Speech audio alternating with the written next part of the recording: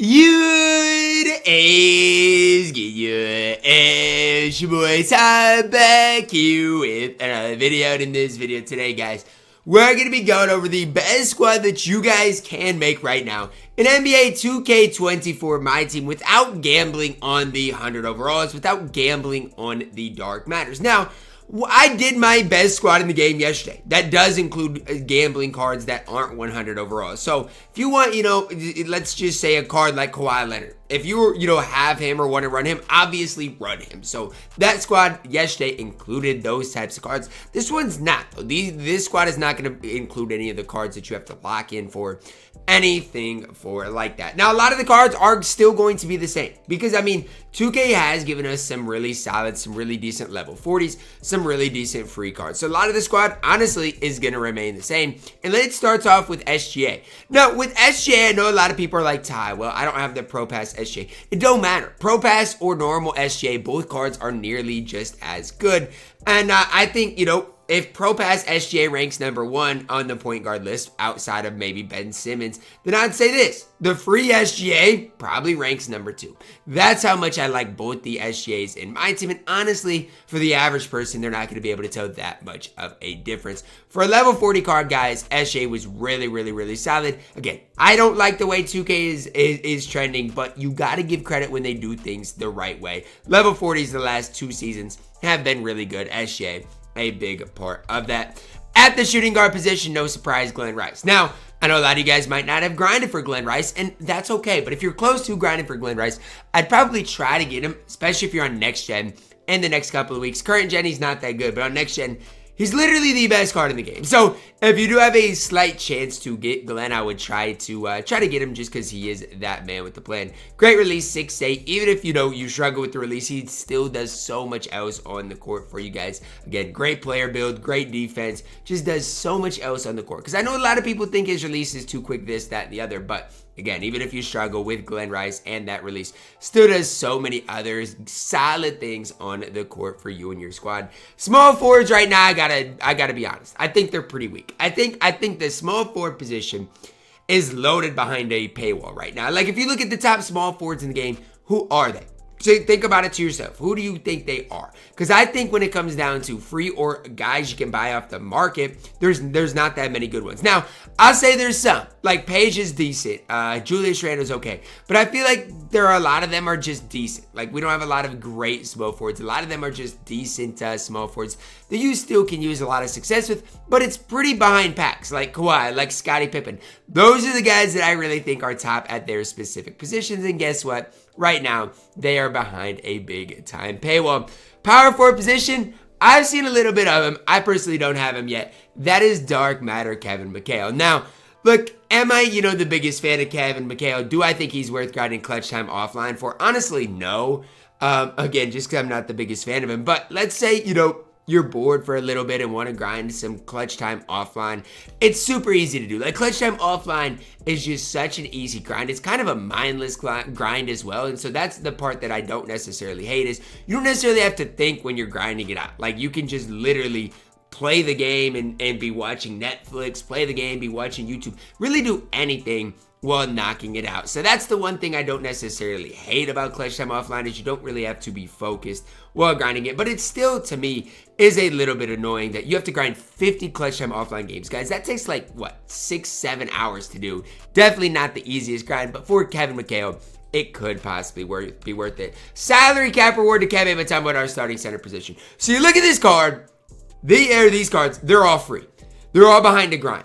And so, again, do I love what 2K has done with the game this year? No. But the fact that you can build this starting lineup without spending money on the game is pretty incredible. It really is. Now, again, I'm not saying the game's perfect. I still think there is quite a bit wrong with it. But I think it is very fire that you can build this squad for absolutely free. Dikembe Mutombo, one of the best bigs in the game. I know a lot of people like Wemby. A lot of people like Kristaps Porzingis.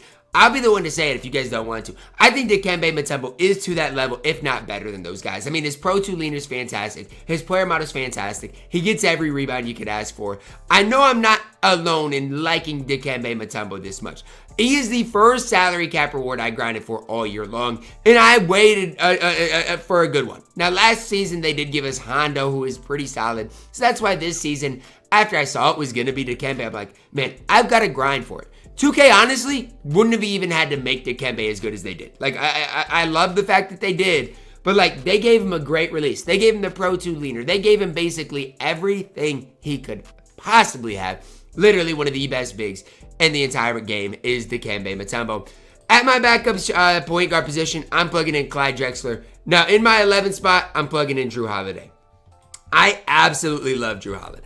To make this non-gambling squad, it wouldn't be right if I did not include a guy like Jrue Holiday. Now, yes, if you want to include Austin Reeves, James Harden, I think those guys are close. Even if you want to include like a Pink Diamond Devin Booker, I still think is really, really solid. But I think Clyde and Jrue at this point, clear. I just do. Clyde's 6'7". Don't necessarily love his player build, but good release, can get you the stops needed. And it's just overall a really solid card that I think you guys can trust in my team. And you know, that's just, it's kind of a tough situation because every single week I feel like the bold players are really solid, but aren't next level good. And then in a week or two, they're outdated. So you spend all this time grinding for them and then they're not great. Thing I like about Clyde is I think his longevity is going to be there. 6'7" at that point guard position. Not as good as SGA, but is really solid.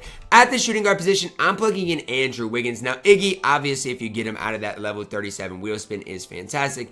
But again, all those Galaxy Opal cards, like Iggy, like Hakeem, I don't even like Wilt. Like, they were free for a little bit, but I don't even feel right putting them in this video, so I'm not going to. My third shooting guard's Kyle Korver. Here's the deal. I still think as far as an all-around card, Andrew Wiggins is slightly better than Kyle Korver. But I feel like for the average player, they might be better with Kyle Korver. Especially if you do play like any MyTEAM mobile or just grind any offline. Kyle Korver is going to be the man with the plan. But I love both Andrew Wiggins and Kyle Korver. One thing I think is underrated about Kyle Korver, I'll spend some time talking about it, is his defense. I actually think Korver's got really solid defense.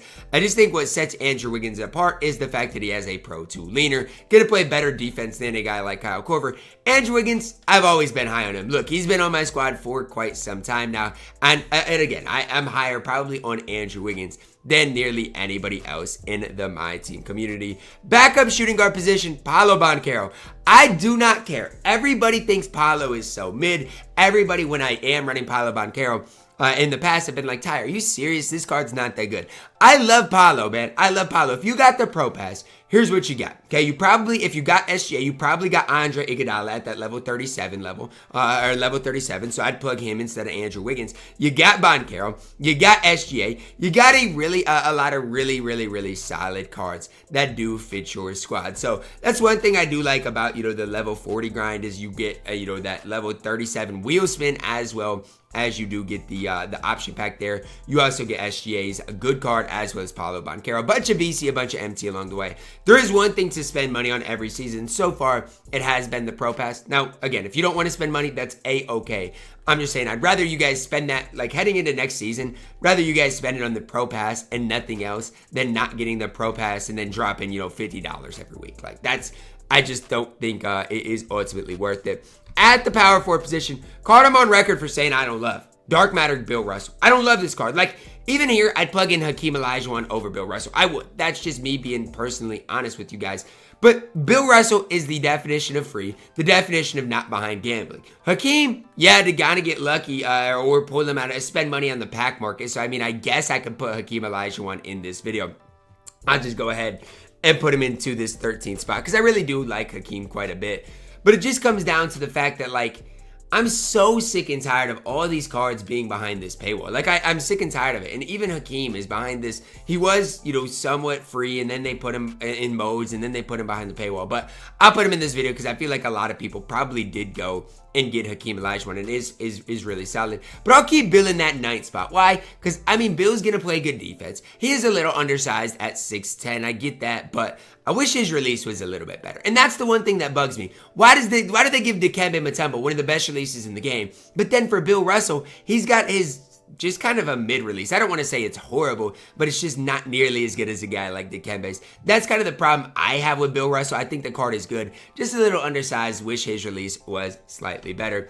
In this 10th spot, we're plugging in Artis Gilmore. Again, when I go here and look at players, it's tough. It's tough because a lot of these cards, were free for a little bit. Even Eddie Jones, you could plug him in. I'm not the biggest fan of Eddie Jones, but you could have plugged him in there a little bit. But they had all these dark matters. or all these Galaxy Opals, not Dark Matters, but all these Galaxy Opals in modes for a little time, like they did. Even, you know, Rudy, you can plug him in here right now, and I probably should plug Rudy instead of Paulo, but he's now free as well. So if you want to plug in Rudy, you absolutely can do that. I still think Paulo might be slightly better. I think that's a debate to be had, but I'll plug in Rudy just because he's new and I do like the card. But even like a Sean Livingston, I was overall let down with him. You look at a guy like JxmyHighroller, he was a part of a locker code, but then, you know, they had all these cards in specific modes, and it was so good. Wilt, David Robinson, who is a part of a mode reward, like they had all these solid cards, but then it makes it difficult now because, like, I guess they were in the pack market, but that just doesn't ultimately sit right with me. So, I mean, again, if you don't want to gamble, guys, this is about the best squad you can build. Again, if you did get level 37, you could plug in Andre Iguodala in here as well. Makes these videos really tough to do because these cards were in certain modes for a certain amount of time. They were in the pack market for 7 days. So it's like, right now, are these cards attainable? No. Like, even like Hakeem. He's not attainable right now. The only cards in the pack market that are, there's none right now in the pack market that are quote unquote attainable. So it does make it kind of difficult for me to do this video, but that's going to wrap it up. These are some of my basically the best squad in the game that you can build, not hidden behind gambling. Drop a like on the video, subscribe if you're new, and as always, man, I love you guys. Have a blessed day.